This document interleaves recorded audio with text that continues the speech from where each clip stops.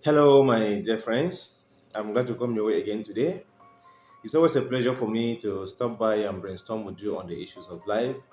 Remember that our present series is God is and God will, which is coming from Hebrews chapter 11, verse 6.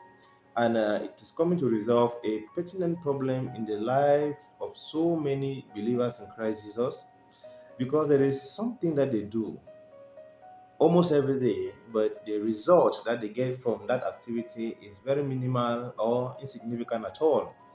And it's also because of a little misunderstanding that if that is rectified, their story will change, right?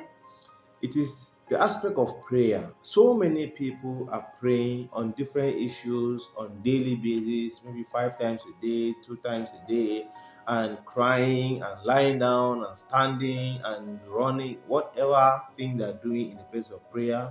They are praying because they are needing an intervention from the supernatural Father, right? They need God to intervene in a particular problem, which may be physical, it may be spiritual, it may be emotional, it may be mental, it may be financial, whatever it is. It may even be their marriage, a stubborn child, it may be their job, but they don't come back with tangible result, right? Let me first tell you that all those we see in scriptures who understood that secret of prayer had tangible results. Anytime they went into the presence of God, they came back with clear instructions on what to do and on how to move forward, right? But what I want you to see in that Hebrews chapter 11, verse 6 is the fact that it says two things. One, without faith, it is impossible to please God.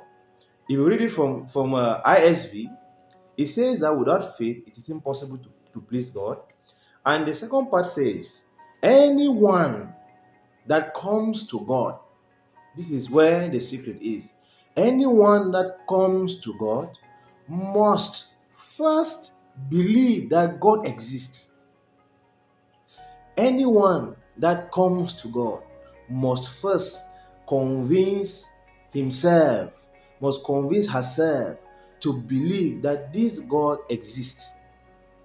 It is not just a story, it's not just a fairy tale, He actually exists.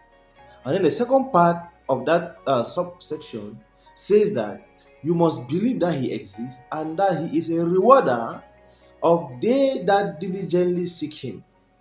God is refers to the fact that God exists, and God will refers to the fact that He is a rewarder. He will answer, He will respond to the burden, to the request that you have brought. He exists and He responds. God exists and He answers.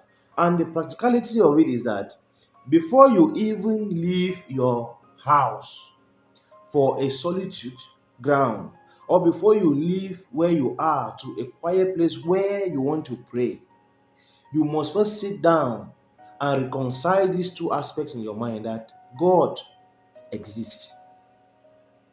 God is a being that exists. And secondly, God also responds. Until you have resolved these two issues in your heart, not just the passive way of knowing that yes, there is a God, but that God manifestly exists. And now when I go and talk to Him, He will respond. He may respond in any way that He chooses to, but He responds to prayers.